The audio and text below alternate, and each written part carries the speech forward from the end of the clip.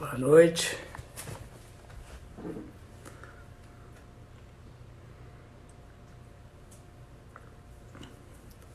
Esperar o pessoal entrar aí.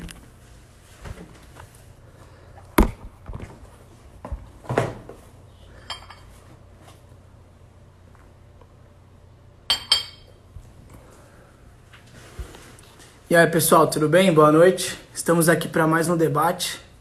Mais um debate na página. O tema dessa semana é o sistema carcerário na pandemia. E temos hoje como convidados o Gustavo Altman e o Gabriel Santos. Vou esperar eles entrarem aqui. E antes de mais nada, eu queria conversar um pouco com vocês aí, se vocês tiverem alguma opinião, se tiverem algum feedback. É muito importante, a gente gostaria muito que vocês enviassem pra gente qualquer opinião, qualquer feedback. E é isso. Também estamos sentindo falta do público feminino. Queremos a participação de vocês.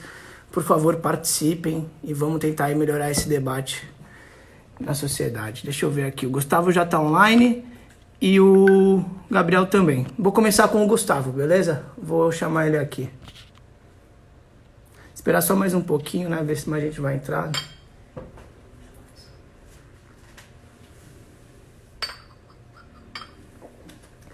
E é isso. Aqui embaixo, ó, gente, tem uma setinha, né, com um ponto de interrogação, que é para pergunta. Se vocês tiverem alguma pergunta para mim, alguma pergunta para os debatedores, só escrever aí que ele vai aparecer para mim e aí eu posso ler aqui. No final a gente pode responder essas perguntas, tudo bem? Vou chamar o Gustavo então, beleza?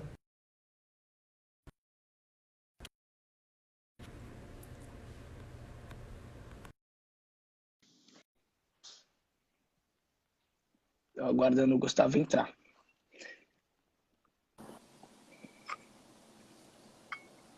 E aí, Gustavo, tudo bem? E aí, Rafael, tudo bom? Boa noite. Boa Primeiramente, queria te noite. agradecer, né, por estar participando, de compactuar com o nosso projeto. A gente gostou do seu comentário, a gente convidou você e você aceitou, certo? Se tem alguma coisa para comentar, queria falar alguma coisa? Não, primeiramente eu que agradeço pelo convite. Enfim, vocês estão de parabéns pela página. Realmente é uma página importantíssima, principalmente agora em tempos de quarentena, que nós jovens, né, estamos mais tempo em casa, com mais tempo para pensar, mais tempo para refletir. A gente está numa situação política caótica. Então, enfim, muito importante a página de vocês. Feliz de poder participar. Obrigado. Então vamos lá, vou fazer um breve comentário aí sobre o que você falou lá no post, tá? Estou aqui aberto com ele. Então, né, Gu, Beleza. acho que você acredita, né, que por se tratar de uma situação excepcional, medidas excepcionais devem ser tomadas, correto?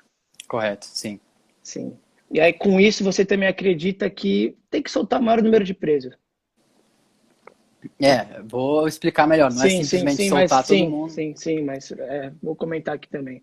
É legal que você fez uma analogia também que tô lendo aqui seu comentário, né, que com o vírus na situação que tá, e a superlotação das cadeias, né, das celas, a situação precária que se encontra, a falta de higiene, seria comparado a uma pena de morte, né, caso o vírus estourasse lá, enfim.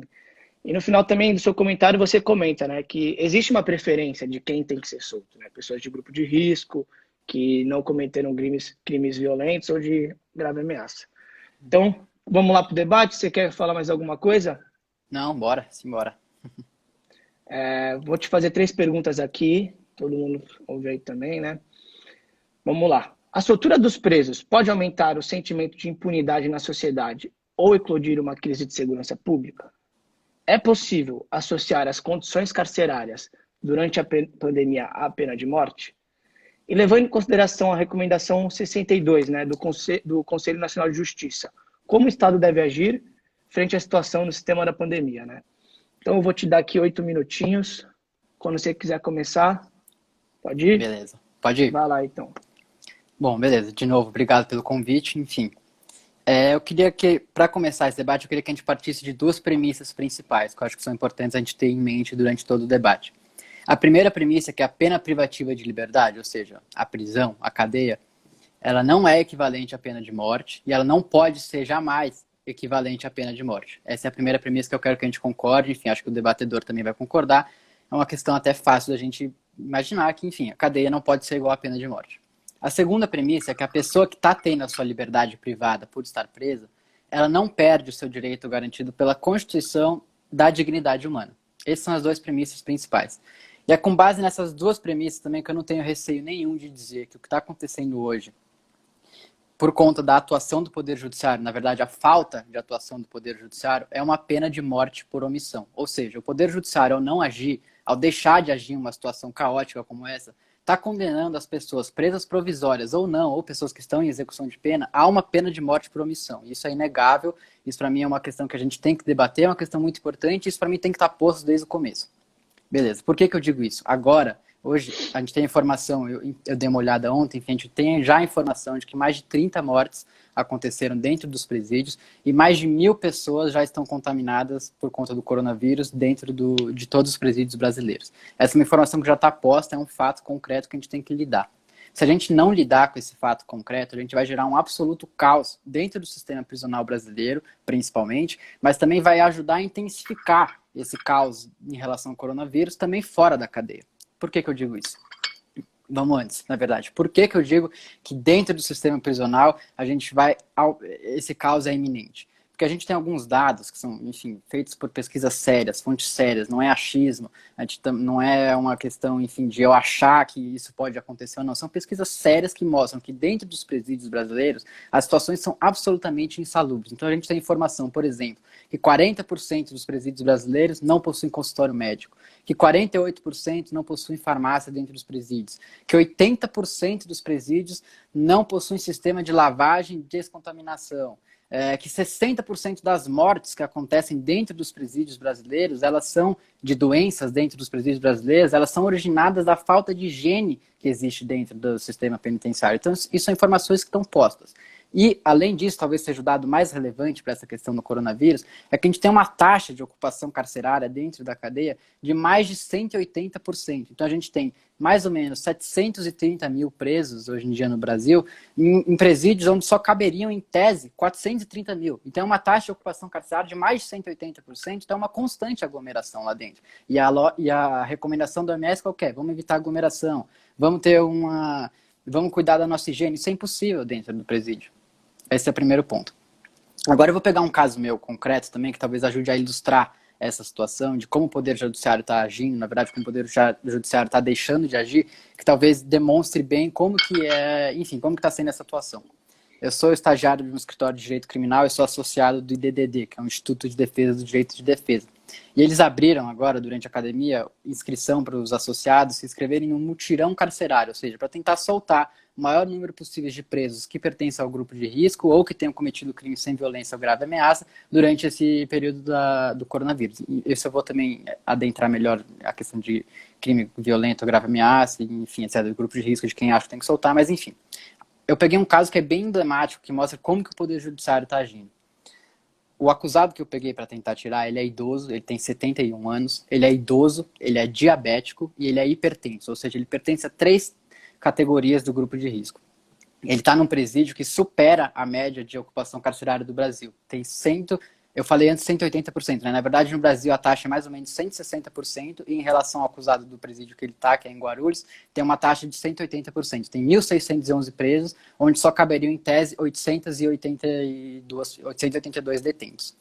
Beleza. Além disso, o presídio que ele se encontra tem apenas um consultório médico, com 5 enfermeiros e um clínico geral. Só isso para cuidar dos 1.611 presos. E o mais importante disso tudo também é que teve uma morte confirmada por coronavírus dentro do presídio. Não é suspeita, não é que morreu por... enfim, isso aparece bastante na mídia, né? Morreu por falta de ar, etc. Não, é morte confirmada por coronavírus dentro do presídio. A gente está tentando, enfim, soltar esse acusado. A gente pegou esse caso há mais de um mês. Faz 35 dias que a gente pegou esse caso. A gente já entrou em pedido de primeira instância, segunda instância, STJ, e vamos entrar agora no STF. Até agora a gente não conseguiu soltar ele. Por que a gente não consegue soltar? Enfim, voltando um pouco. Sempre que a defesa entra com um pedido, enfim, entra com habeas corpus para os tribunais de justiça, para o STJ, o Ministério Público, por meio da Procuradoria, tem direito a dar uma opinião, ou emitir um parecer sobre o pedido que está sendo. Então eles vão opinar, nesse caso específico, eles vão opinar se deveria acontecer, se deveria, enfim, ser solta a pessoa ou não. Eles listam, e aí nesses pareceres eles costumam listar 3 requisitos que, segundo eles, se forem cumpridos, se forem demonstrados no caso concreto, poderiam ensejar a soltura de uma determinada pessoa. 3 requisitos. Primeiro, uma demonstração clara que a pessoa pertence ao grupo de risco. Segundo, uma demonstração que o estabelecimento que ele se encontra, ou seja, a cadeia, não tem condições suficientes para tratar a pessoa que pega eventualmente o coronavírus. E o terceiro requisito, uma demonstração de que dentro da cadeia ele tem mais chance de pegar o coronavírus do que fora. Esses são os 3 requisitos. Bom, a gente pega esses 3 requisitos do Ministério Público, tá? Que em tese é contra, costuma ser contra, não precisa ser necessariamente, mas em tese costuma ser contra os pedidos feitos pela defesa. Então existem esses 3 requisitos. A gente pega esses 3 requisitos e coloca no nosso caso concreto. Bom, demonstração de que ele pertence ao grupo de risco. Feito. Ele é idoso e diabético que pertence, a gente junta laudo médico da própria cadeia que mostra que ele é idoso e diabético que pertence. Segundo requisito, uma demonstração que o estabelecimento que ele se encontra não tem condições suficientes para tratar de quem está com coronavírus. Bom, a gente mostra que tem um consultório médico, com um clínico geral e 5 enfermeiros, e obviamente não tem os respiradores necessários para quem pega o coronavírus. Terceiro requisito, uma demonstração de que dentro da cadeia ele tem mais chance de pegar o coronavírus do que fora. Bom, se não bastasse, o que a gente já junta, mostrando, ó, tem uma aglomeração, já teve uma morte confirmada, a gente junta parecer de médico, infectologista, médico especializado em questão do coronavírus, que diz, nesse presídio, sim, tem mais chance do preso contrair o coronavírus, justamente por conta da aglomeração, justamente por conta da questão da falta de higiene, e principalmente por já ter tido uma morte confirmada lá dentro. Então, existe claramente o vírus está circulando lá dentro, e aí a gente junta parecer médico, do médico dizendo, ó, o vírus pode ficar determinado tempo na superfície, ficando determinado tempo na superfície, as pessoas são mais suscetíveis, enfim. Então, a gente percebe que claramente a gente preencheu os 3 requisitos. Mas por que não solta? Por que a gente não consegue soltar uma pessoa idosa, diabética e hipertensa no meio de uma pandemia do coronavírus? Porque eles pegam esses argumentos e eles distorcem. Então eles falam, não tem... A gente não sabe se quando o preso voltar para casa, ele vai tomar os mesmos cuidados de higiene. Talvez seja melhor, até eles têm a cara de pau de dizer isso, talvez seja até melhor para o preso ficar dentro da cadeia, porque lá ele vai ter mais controle do que fora. Tipo, enfim, umas ilações totalmente absurdas que não dizem, que não fazem sentido com a realidade dos presídios. Eles falam também, que a notícia da morte não evidencia que a penitenciária está sendo negligente, sendo que a discussão não é essa. A discussão não é se a penitenciária está sendo negligente, não. Claramente está sendo negligente, com certeza deve estar sendo negligente. Mas a questão não é essa. A questão é que tem uma morte dentro do presídio, o Poder Judiciário distorce os argumentos, mesmo quando a gente cumpre os 3 requisitos que o Ministério Público aponta para poder soltar as pessoas. Um outro caso emblemático, para você ter uma ideia, também no Tribunal de Justiça de São Paulo, um desembargador, ele chegou a dizer que só existem 3 pessoas no universo que não estão suscetíveis ao pegar coronavírus. 3 astronautas que estão na estação espacial no momento. Então você vê, é uma brincadeira, uma ironia, enfim, não sei o que ele quis fazer, engraçadinho e tal, para lidar com uma questão que é muito séria, para uma questão que é realmente muito séria, porque vai gerar um caos no sistema prisional e vai gerar um caos fora.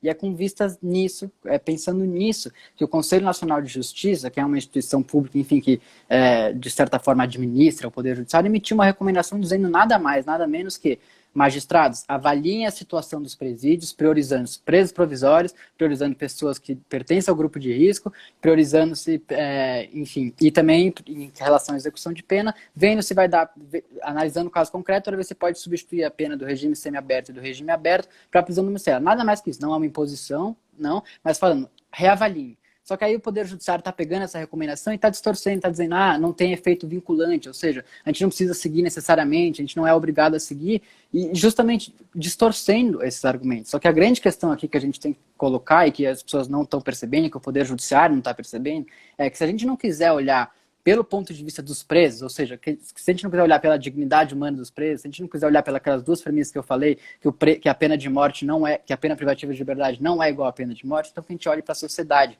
porque existem agentes penitenciários... Desculpa te travar, vai finalizando aí que já passou. Beleza. Então, existem agentes penitenciários, existem funcionários terceirizados que eles trabalham dentro do presídio e, obviamente, eles voltam para casa. E a gente já tem um número de vários agentes penitenciários também confirmados com coronavírus. Então, assim, não é uma questão que diz respeito só aos presos, mas também à sociedade. E, só para acabar, a solução que eu acho para isso, então, é o desencarceramento em massa. Soltar muita gente, porque tem muita gente presa. Mas aí, nas próximas falas, eu explico melhor como eu acho que isso deve ser feito e tal. Tranquilo, passou um pouco aqui, mas sem problema nenhum. Acho que você conseguiu, tá bem clara a sua opinião, você fundamentou legal. E é isso, eu vou passar agora para o Gabs, ele vai falar também, e aí depois vocês fazem a réplica, beleza? Obrigado. Beleza. Você sabe... Eu tenho que sair ou você tira? Eu tiro aqui, pode deixar. Tá. Ó, pessoal, vou voltar um pouco os comentários aqui. Se alguém quer falar alguma coisa sobre o que o Gustavo falou, alguém tem alguma coisa para comentar aí? Já vi que enviaram perguntas aqui, já temos quatro perguntas. E é isso. Gabs, está online, né?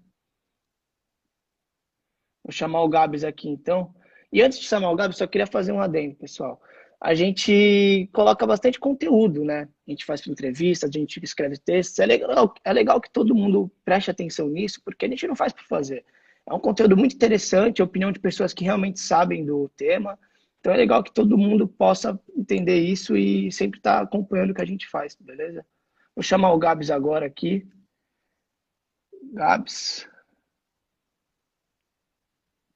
Ixi. Ô, Gabi, está aparecendo aqui que você não pode participar. Você tem como enviar para mim aqui uma solicitação, por favor?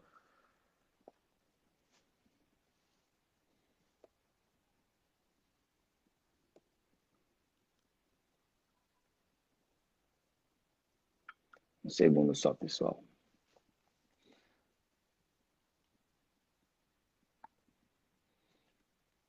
Gabi, você está ouvindo aí? Você pode enviar uma solicitação para mim? Porque está aparecendo que eu não posso, você não pode participar.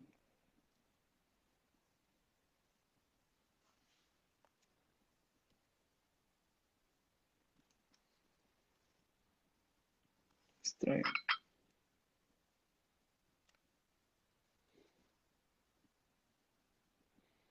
Então, estou só esperando aqui o Gabs conseguir entrar, pessoal. E aí eu aviso. Acho que é aqui embaixo. Aí, eu acho que você mandou, Gabs. Aí, legal, vou te adicionar aqui.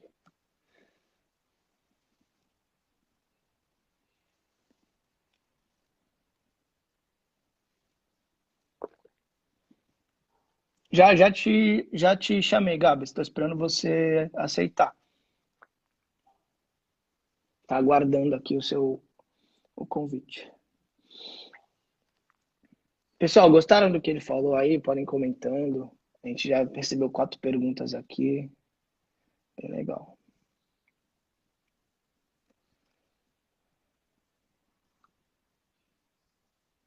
Gabs, te chamei de novo. Vê aí se vai. Aí. E aí, Gabs, tudo bem?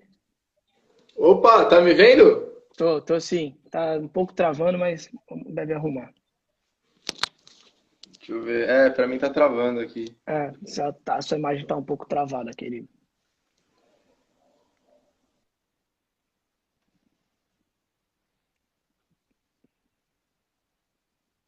Tem um probleminha com a conexão do Gabs. Tá adicionado de novo.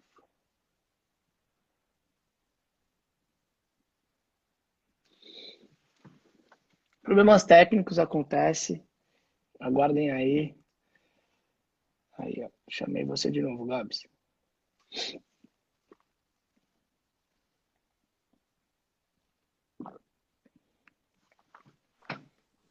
Aí, apareceu, Gabs. Tá tudo certo aí? Cara, eu tô te ouvindo, tá me travando ou tá de boa? A imagem tá dando uma travada sim, Gabs, mas eu tô te ouvindo perfeitamente. É, deixa eu ver pelo PC aqui. Bom, se tá me ouvindo, dá pra dar prosseguimento? Sim, vou enquanto isso fazendo um breve comentário sobre o que você falou lá no Instagram, no post da pergunta, tudo bem? Fechou. Tô com ele aberto aqui.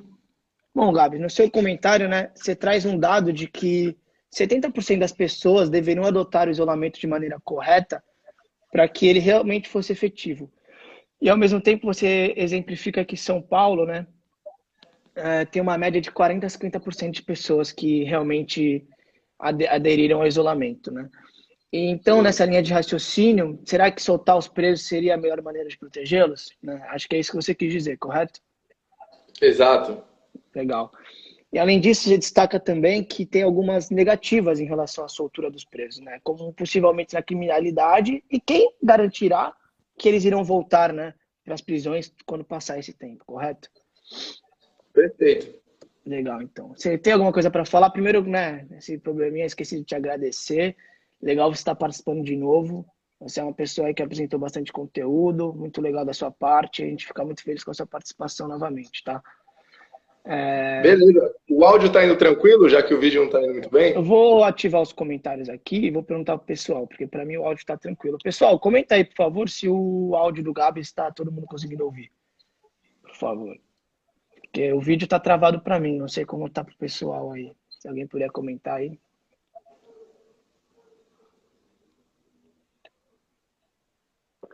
Acredito que esteja, Gabs. Beleza, então. Tá bom, sim, o pessoal comentou aqui. Então, beleza. Gabs, você tem alguma coisa para falar? Eu só queria mandar um abraço pro Kelvin, amigo meu lá de Santa Catarina, tá assistindo a gente. Legal. Aí, Kelvin, então o abraço tá dado, hein? Então, beleza. Gabs, vou ler de novo a pergunta para você, certo? As perguntas. Certo? E aí depois a gente te manda os 8 minutos para você falar. Como o Gustavo passou um pouco, sem problema se você se estender um pouco, tudo bem? Então vamos Tudo lá. bem. A soltura dos presos pode aumentar o sentimento de impunidade na sociedade ou eclodir uma crise na segurança pública? É possível associar as condições carcerárias durante a pandemia à pena de morte? E levando em conta, né, a recomendação do Conselho Nacional de Justiça, como o Estado deve agir frente à situação do sistema carcerário na pandemia? Beleza? Beleza. Posso dar início aqui no cronômetro? Perfeito. Pode continuar. Então, manda bala aí, Gabs. Vai lá. Olá, tudo bem? Boa noite a todos. Meu nome é Gabriel e eu venho defender o argumento de ser contrário à soltura desses presos no estado de pandemia. E basicamente eu venho no sentido do argumento de desmistificar que o externo ele está mais seguro que o interno. Bom, como é que eu provo isso? Eu vou fazer duas comparações. Eu vou dividir o total da população carcerária do estado pelo número de mortos até sexta-feira, né? O outro debatedor ele trouxe dados um pouco mais recentes. E depois eu vou dividir o número total da população do estado de São Paulo pelo número de mortos do coronavírus. Me ouvindo de boa? Sim, tá perfeito, Gabi. Só o vídeo que tá travado, mas o áudio tá perfeito, sem problema nenhum. Beleza, vamos embora. Vamos. Então é o seguinte, segundo o UOL e a SAP, que é a Secretaria de Administração Penitenciária, o estado de São Paulo ele tem cerca de 236 mil detentos. E até sexta-feira agora, ocorreram 24 mortes. Então o que isso significa? Significa que a gente dividir 236 mil por 24, a gente teve uma morte a cada 9.800 presos. Beleza. Dentro do sistema penitenciário, até sexta-feira, a gente tem uma morte a cada 9.800 presos. Se a gente pegar os dados da sociedade civil que vive em liberdade, arredondando nossa população do estado para cerca de 44 milhões de pessoas, e dividir pelo número de mortos até sexta também, que foram 6 mil, dá uma morte a cada 7.300 pessoas. Então, se a gente comparar quem está vendo do lado de fora e do lado interno, você repara que você tem mais chance de ter tido um óbito vivendo externamente ao presídio do que internamente. Porque 1 sobre 37 é maior a chance de você morrer do que 1 para 9.800. E aí bastaria encerrar meu argumento. Porque comparando o meio interno e o externo, fica dado por evidência de dados que o meio interno está mais seguro. Só que eu ainda não entrei na realidade da subnotificação. Porque o que acontece? O cidadão que está no sistema penitenciário do Estado, ele está sobre uma instituição do Estado. Logo, quando ocorre uma morte dentro desse sistema penitenciário, obrigatoriamente esse indivíduo ele vai passar por um laudo e perícia. O que isso muito provavelmente já inclui um teste de coronavírus. Ao passo que quem vive no externo, em liberdade, encara a realidade das subnotificações. E um estudo de abril do Centro de Modelagem Matemática de Doenças Infecciosas da London School registra que o Brasil está subnotificando até em 11 vezes o número de mortes ocorridas por coronavírus. Isso inclui o estado de São Paulo. Ainda, uma fala do nosso ex-ministro Mandetta, ele assume que nossa defasagem de reconhecer casos de coronavírus, bem como nossas subnotificações, está entre 12 a 15 vezes. Então significa que não há um controle de registros no meio externo. Então eu vou assumir o melhor cenário. Eu vou assumir o melhor cenário, que é o estudo da London School, que é onde fala que somente até 11 vezes são o número de casos subnotificados. E eu vou fazer uma nova conta. Eu vou pegar os 44 milhões de cidadãos do estado de São Paulo e não vou mais dividir por 6 mil, que deu 7.300 pessoas. Eu vou dividir por vezes 11, esses 6 mil, que é 66 mil, o que vai dar algo em torno de 650. Subnotificações, tem uma morte a cada 650 pessoas no meio externo. Tá me ouvindo? Tô. Beleza. Tem uma morte Aqui deu a uma cada... travadinha, mas tá tudo bem. Tá de boa? Tem uma morte a cada 650 pessoas no meio externo. Ao passo que dentro dos presídios, uma a cada 9.800. Ou seja, tá me ouvindo? Tô, tá tudo certo, pode deixar, tô ouvindo tudo. Qualquer coisa eu aviso, tá? Agora eu acho que não tô ouvindo não, Gabs. Vou até parar aqui o tempo. Alô?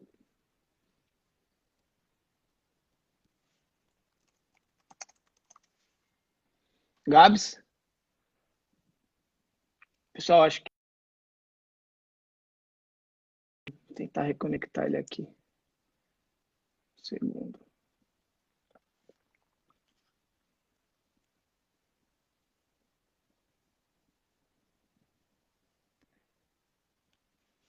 Pausei o tempo dele aqui, sem problema nenhum. Vamos esperar ele voltar aí, tudo bem?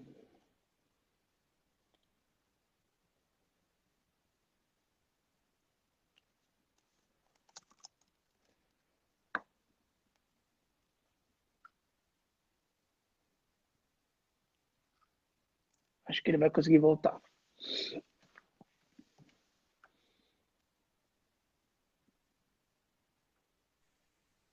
E aí, Gabriel? Voltou? Voltou me ouvindo? Pô, tô te ouvindo sim. Eu parei aqui o tempo, então pode retomar seu pensamento, beleza?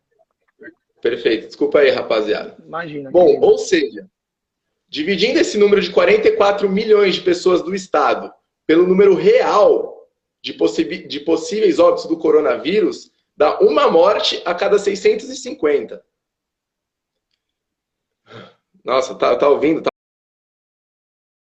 aparecendo umas coisas aqui, velho. Não, mas tô ouvindo tudo. Quando parar de ouvir, eu falo, beleza? Tranquilo. Beleza. Ou seja, a realidade de um preso que está recluso da sociedade é mais que 10 vezes mais segura do que quem vive do lado de fora. O que torna um completo absurdo. Um completo absurdo você propor que a soltura desses presos é em prol deles. Tô ouvindo, né? Gabs, agora deu uma travada de novo. Isso, boa. Voltou. Agora voltou, sim. Travou de novo. Espera aí, vou dar até uma pausada de novo. Pausei aqui, Gabs.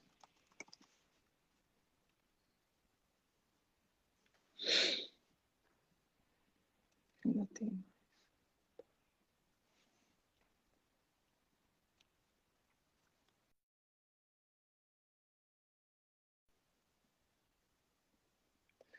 Bom, mais um problema técnico aí. Sem problema, vou esperar ele aqui voltar. Continue acompanhando aí, não saiam não. Acho que o que ele está falando é bem interessante. Então ouçam mesmo o que ele está falando, pessoal. Tentar ver se ele volta aqui de novo.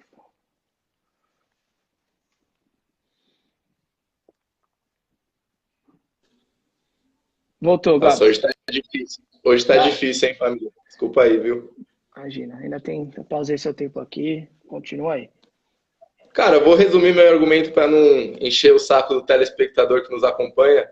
Mas, basicamente, analisando os dados, nós reparamos que estamos 10 vezes mais seguros do lado de dentro dos presídios. Fora as externalidades negativas, que o Estado não tem condição de controlar esses presos que estão saindo. Fora que, muito provavelmente, se eles foram presos, foram por condições que, de normalidade, já não havia emprego, já não havia saúde, sua família já estava passando por necessidade, quem dirá quando ele retornar para a sociedade sobre um contexto onde já não há emprego, saúde, oportunidade como um cidadão de vida normal. E assim eu encerro o meu argumento, perfeito? Perfeito, Gabs. Não quer falar mais nada? Cara, basicamente o meu argumento é esse, é o que o meio externo ele não é mais safe do que o interno, sem contar as externalidades negativas de tal tomada de decisão, que é você dar ibope pro Datena, falar mais mal de presidiário e subjugar a pauta, porque eu preciso que só um desses presos acometa uma atrocidade para a mídia cair de pau nessa tomada de decisão do Estado, o que vai subjugar mais ainda a pauta, porque preso já é visto como vagabundo, não cidadão, não detentor de direitos.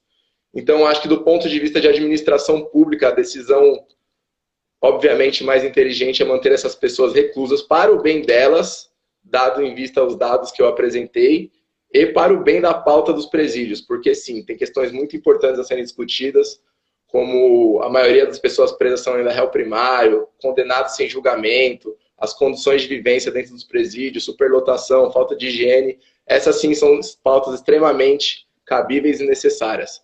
Mas argumentar que a soltura é necessária para o bem-estar dessas pessoas é mentira. Obrigado. Imagina, Gabs. Faltou 30 segundos, mas tá ótimo. Vou chamar o Gustavo para ele fazer a réplica aí, beleza? Depois eu te chamo de novo.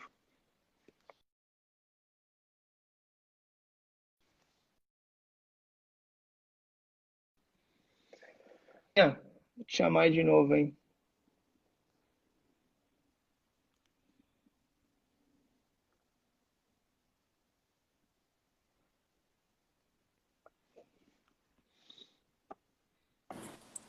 E aí, Gu, ouviu o que o Gabs falou? Ouvi sim, tudo certo. É isso, então. Agora eu vou te dar 5 minutos para uma réplica, tá? Tá, beleza. Bom, pode ir? Pode ir.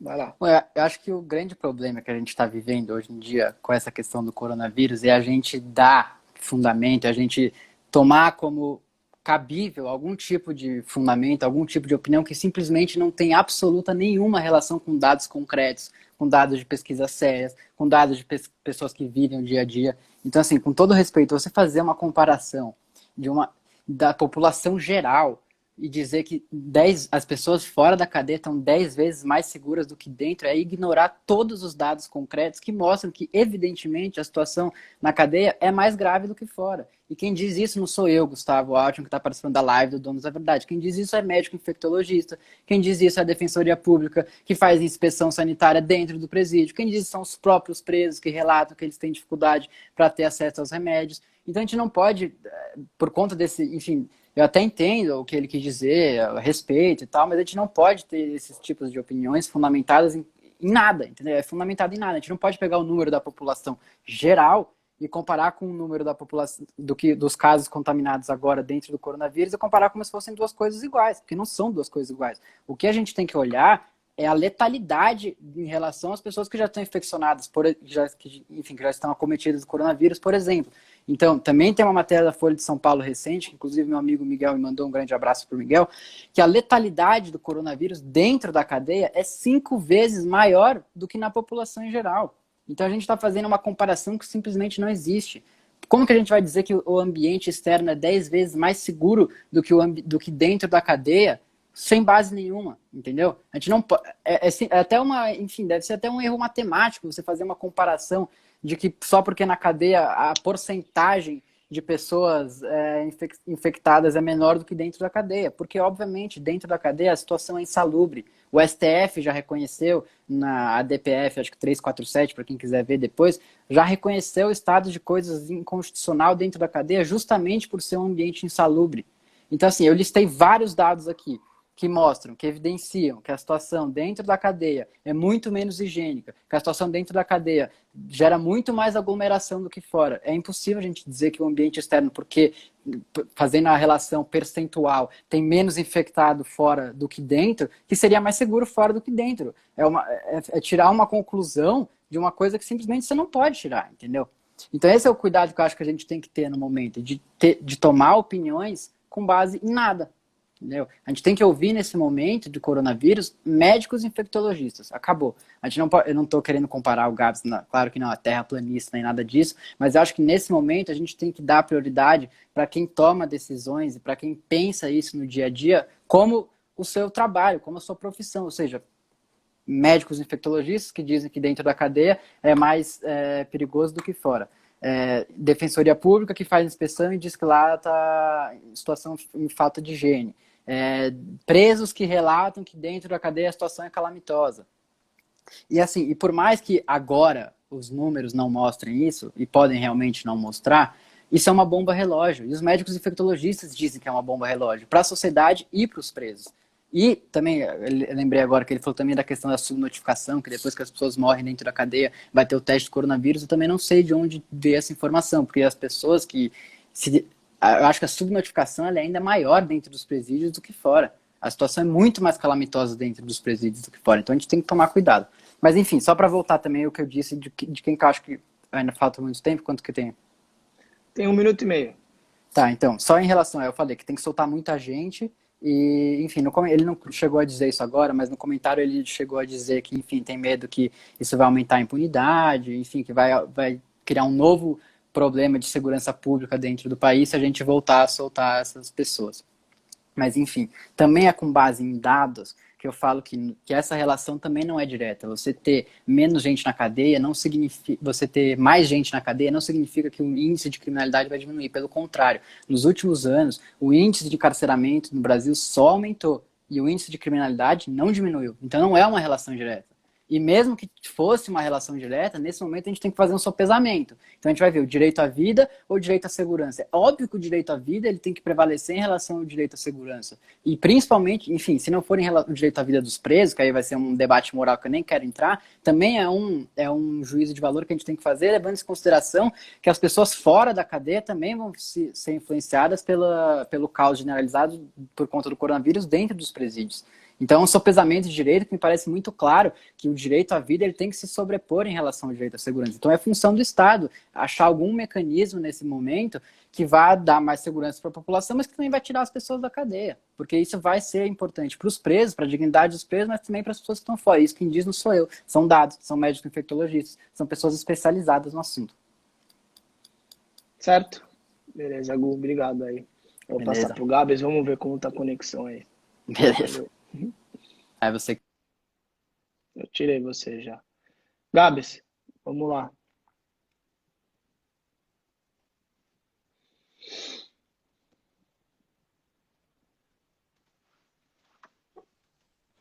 E aí, Gabs? Olá. Agora acho que tá bom, hein? Agora acho que vai, vamos aí.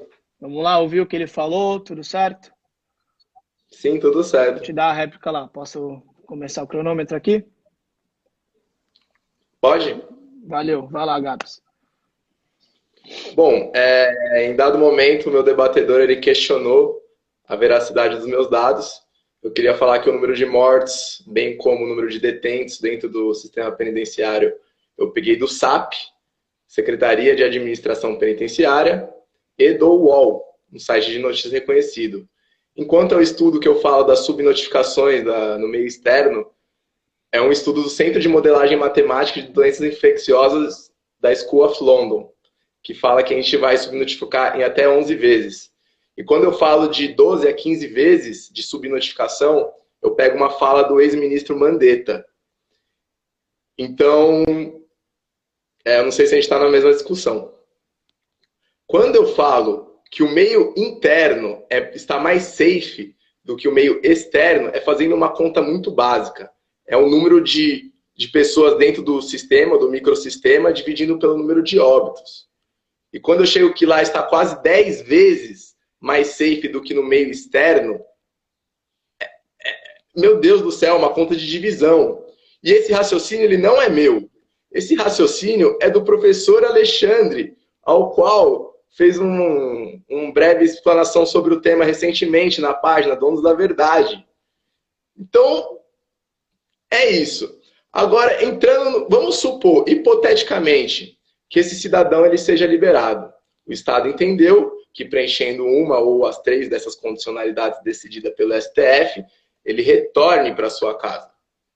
Só que acontece que esse cidadão, ele escolheu a vida do crime por uma série de fatores. Por não ter oportunidade de emprego, por ter oportunidade de saúde, por ver as suas contas atrasar rotineiramente, por não conseguir comprar uma casa, uma moto, alimentação, enfim. Isso em condições não pandêmicas, meu Deus. Em condições não pandêmicas. Você acha que esse sujeito vai voltar para a casa dele?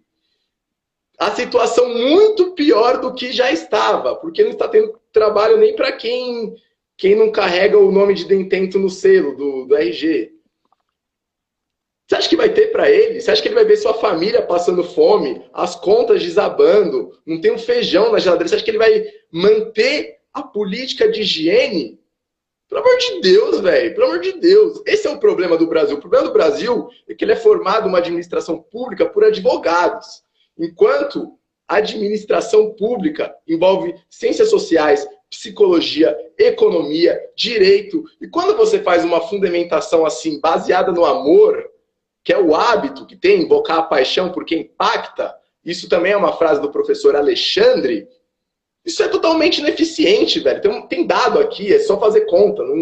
Conta simples, conta de quarta série. Então, levando em consideração os dados que eu apresentei, bem como prevendo o comportamento desse indivíduo na realidade brasileira de verdade, porque esse cara não vai ficar em casa, meu Deus do céu. Não precisa ter 100 bilhões de neurônios para chegar a essa conclusão. Pelo menos na cadeia, ele tem 3 refeições. Pelo menos na cadeia, ele ainda tem algum suporte. Você falou de uma defasagem de 40% de ambulatórios. Pô, ainda tem 60%. Quem vive em externalidade aqui fora do Brasil, quem vive no meio externo aqui no estado de São Paulo, já quase não tem acesso à UTI, meu Deus. Então você entende, você está transferindo o problema de forma que você não soluciona e você ainda aumenta o sentimento de segurança pública. Tem estuprador, enfim, mesmo que as condicionalidades sejam de não crimes graves, esse cidadão ele vai ser reinserido na sociedade em condições muito mais nefastas do que ele já estava quando ele escolheu a vida do crime. Então isso é um puta absurdo. Isso é um puta absurdo. Porque é um cidadão que precisa que cometa um assassinato, uma chacina, um estupro, um tráfico de reincidência, para o Datena cair de pau no tema penitenciário. Porque sim, as pessoas vivem em condições desumanas, as pessoas vivem sem higiene, em ambientes superlotados, a dignidade delas não é olhada. São temas totalmente necessários para debatido. E se um desses caras sai sobre normatização do Estado e comete um crime desses, o Datena fica 2 meses falando em cima dessa decisão e vai subjugar o tema de novo. Vai botar o detento de novo como um ser não detentor de direitos, como vagabundo, porque o Estado soltou. Então, a administração pública é muito mais do que tomar uma decisão baseada em paixão.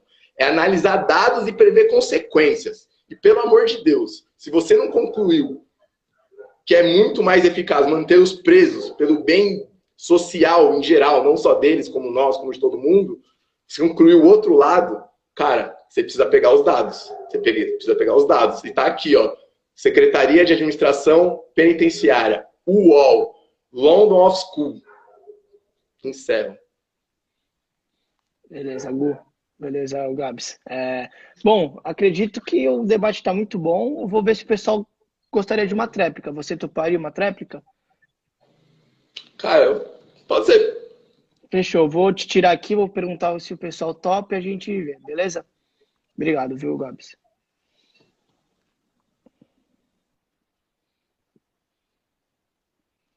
Pessoal, eu vou ativar os comentários aqui. Vocês querem uma tréplica? 3 minutinhos para cada um. O que vocês acham? Acho que está muito bom o nível. Eu, como mediador, adoraria ouvir mais um pouco. E aí eu quero saber o que vocês querem. Acredita aí pelo comentário que todo mundo quer uma tréplica, certo?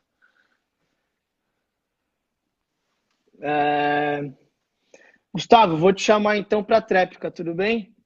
Vamos lá continuar um pouco esse debate, que acho que está muito bom mesmo. E olha, eu estou recebendo bastante pergunta aqui, hein? Gostei, gente. Gostei da interação. Vou chamar o Gustavo aqui então para a tréplica.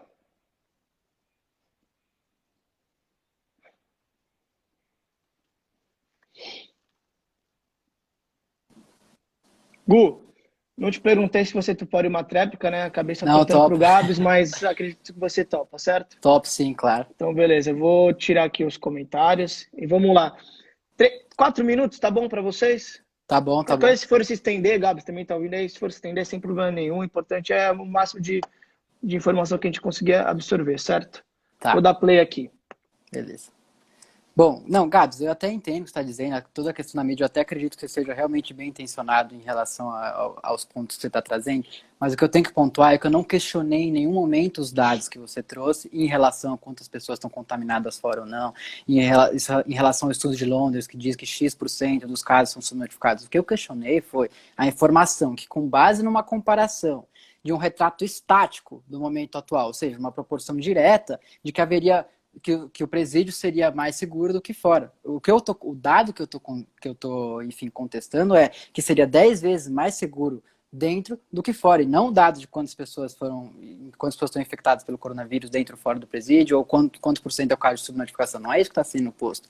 Então, o que o desencarceramento pede, ou seja, o que a ideia do desencarceramento tem por trás? É a gente trabalhar com uma modelagem futura, ou seja, a gente pensar no futuro. E em relação ao futuro, pessoas especialistas, médicos especialistas, volto a dizer, dizem que isso é uma bomba relógio. Então, o desencarceramento é uma estratégia de mitigar o agravamento de uma situação que a gente sabe que vai vir. E o coronavírus, ele é dinâmico. A gente não pode partir de pressuposto de uma relação estática de quantas pessoas hoje estão mortas, quantas pessoas hoje morrem por coronavírus dentro e fora dos presídios. A gente tem que se antever, e é justamente isso que pessoas especialistas fazem. Elas veem a situação do presídio, veem que é um local insalubre, veem que é um local que tem muito mais chance de proliferação, veem que é um local que tem 5 vezes mais letalidade dentro do que fora, e dizem, para a gente evitar que isso vire um problema ainda maior no futuro, a gente tem que tirar pessoas da cadeia. Então, eu não estou contestando nenhum dos dados que ele trouxe sobre quantos casos tem ou não hoje em dia, porque isso não importa. O quantos tem hoje em dia simplesmente não importa, uma comparação direta que não importa, porque o coronavírus ele representa uma situação dinâmica. Os dados que ele trouxe representam uma situação estática, e não é assim a comparação que a gente pode fazer. Então, não é uma conta da quarta série, é um pensamento que a gente tem que ter com base em pesquisas científicas, com base em pessoas de universidades que estudam o tema e dizem que esse problema vai vir no futuro. É essa a questão. E essa é a questão principal que a gente tem que se debruçar. E por isso também que eu acho, que eu queria reforçar, que eu não cheguei a dizer isso em nenhum momento, que eu acho que a gente tem que dar força, a gente tem que dar vazão a pedidos coletivos, de soltura coletiva, habeas corpus coletivos, em algumas situações. Por exemplo, presos provisórios que não cometeram crime com violência ou grave ameaça. A gente tem que entender o que é preso provisório. Qual a diferença do preso provisório e do preso que está em execução de pena? É toda, porque o preso provisório, tudo que, enfim, ele está preso justamente provisoriamente, ele não teve o direito de responder ao processo em liberdade, ele não está cumprindo ainda uma pena. E soltar ele, normalmente, enfim, quando o Poder Judiciário solta, eu tenho visto isso, como eu falei, no mutirão do DDD, que em alguns casos a gente tem conseguindo, apesar de serem muito poucos, a gente vem conseguindo, não é simplesmente solta, é solta com alguma medida cautelar diversa, ou seja, na maioria das vezes, inclusive, eles analisam o aspecto jurídico da prisão. Então esse desencarceramento, esse mutirão carcerário, ele também é importante porque ele evidencia os problemas jurídicos das prisões provisórias. Eles mostram que as prisões provisórias não estão calcadas em elementos concretos.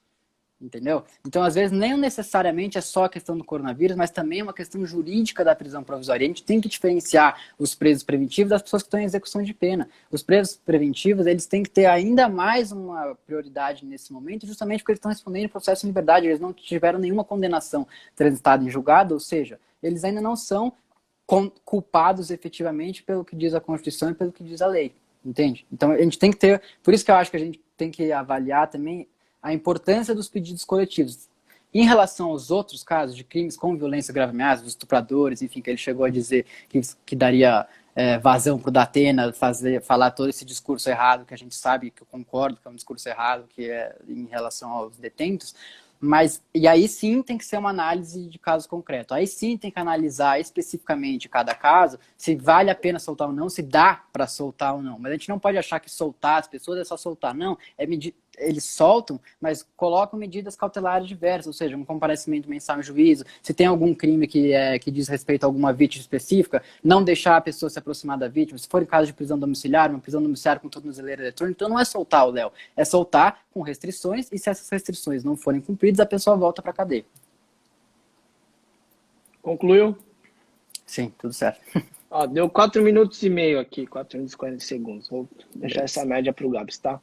Vou passar para ele, Gu. Obrigado.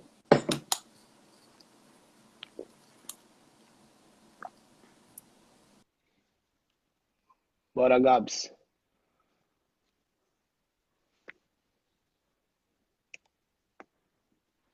Aguardando aqui o Gabs para a tréplica dele, pessoal. E aí, Gabs? Bora para a tréplica? Tudo certo? Tem em termos de 5 minutos aí, beleza? Fechou. Bora. Pode iniciar? Pode. Bom, eu concordo com o meu debatedor que eu não analisei a variável da aglomeração, do adensamento dessas pessoas dentro desse presídio, que naturalmente vai aumentar e muito, apesar de no status quo estar mais safe viver dentro do presídio, dado a situação de convivência, aglomeração, sim, ele vai se propagar muito provavelmente mais rápido que na sociedade civil. Só que uma das críticas que ele me fez é de trabalhar com um momento estático de uma coisa que é extremamente dinâmica. Só que na fala dele eu entendo, até por questões jurídicas, de ética e dignidade, defender a soltura desses presos. Só que eu queria falar ao meu debatedor que a fala dele também é estática, porque em nenhum momento da fala dele, nesses 15, 20 minutos, ele supôs como esse indivíduo vai agir depois, velho. Um dos debatedores aqui me perguntou se em algum momento eu já fui preso. Eu vou abrir meu coração, vou ser bem sincero, eu nunca fui preso. Entretanto, meu irmão já foi 2 vezes para o CDP de Pinheiros. Então, quando eu defendo esse posicionamento, que o presídio é um lugar mais seguro, é com muita dor no coração. Porque eu entendo de um familiar que viveu essa experiência 2 vezes de ir para um presídio. Então, eu sei o que eu estou falando. E o que acontece? Eu acho que é o meu principal até argumento do que dá da comparação meio interno e externo. Esse indivíduo, quando ele volta para a família dele em situação mais paupérrima do que ele já foi, meu Deus do céu, ele não vai ficar em casa. Pelo amor de Deus, velho, pelo amor de Deus. Não tem leite para as crianças. Eletropaulo tá batendo na 3ª conta lá, cobrando, próximo a cortar a energia. Sabe? É incabível. Me desculpa. Se ele me apontou como trabalhar com uma situação estática, ele está trabalhando no plano das ideias, prevendo o que vai ser pela dignidade, pelos pressupostos filosóficos, jurídicos, do que é a libertação das pessoas. Sim, tem muitas pessoas lá que estão sobre penas leves, sem julgamento. E é uma discussão, já reitero, totalmente válida. Muitas ali merecem não estar ali. Mas a gente está aqui para debater o bem-estar físico e mental delas diante o coronavírus, a pandemia, a soltura dessas pessoas na sociedade e suas consequências. Vocês, sabe? Então você vai lá, solta o cara, deixa a criança dele lá chorar, a mulher falar que tá com fome o dia inteiro. Porque o vírus, a doença, você espera a morte, você teme ela. A fome é constante. A fome você não esquece, velho. A luz cortada não tem como. Você bate no interruptor, ele vai ficar em casa? Ele vai ficar em casa. Esse é o pensamento de decisão de administração pública.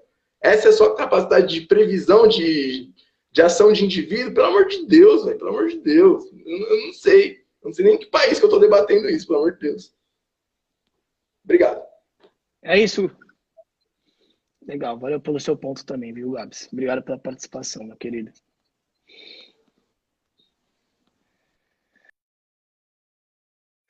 Debate, peço que vocês fiquem aí, quero fazer um comentário também.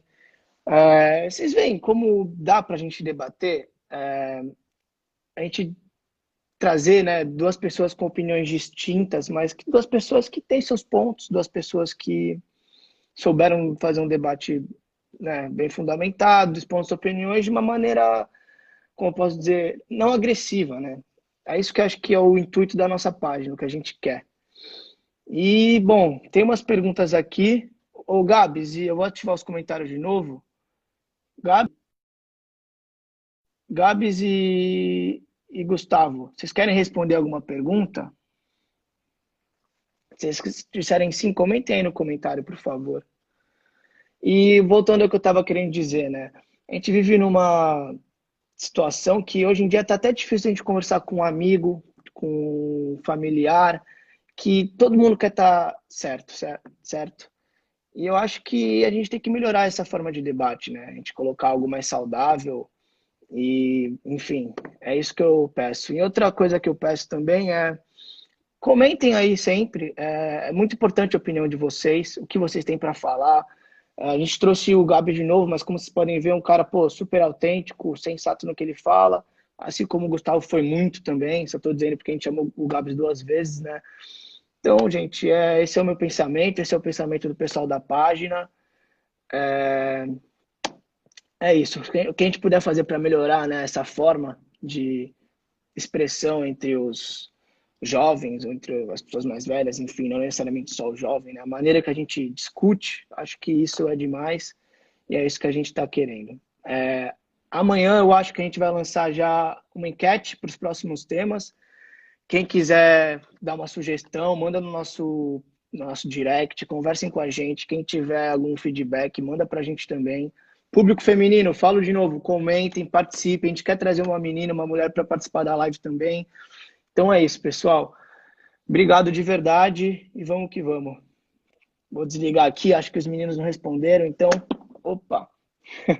Qualquer coisa, essas perguntas a gente pode colocar ao longo do tempo, eu vou printar tudo. E muito obrigado, viu, pela participação, vocês que fazem a página. A gente está aqui, esse projeto totalmente para vocês. Né? Óbvio que é uma puta experiência para a gente, mas é um projeto totalmente visado ao bem comum, né? Ao bem coletivo. Não é algo que a gente está fazendo, pô, vamos fazer ali, vamos aparecer. Não, é uma coisa para todo mundo, sabe? E acredito que estamos no caminho. Espero que vocês gostem e legal. Estamos pedindo para mandar um salve aqui para a família 013. Um salve. Valeu, molecada. Obrigado. Vou encerrar aqui.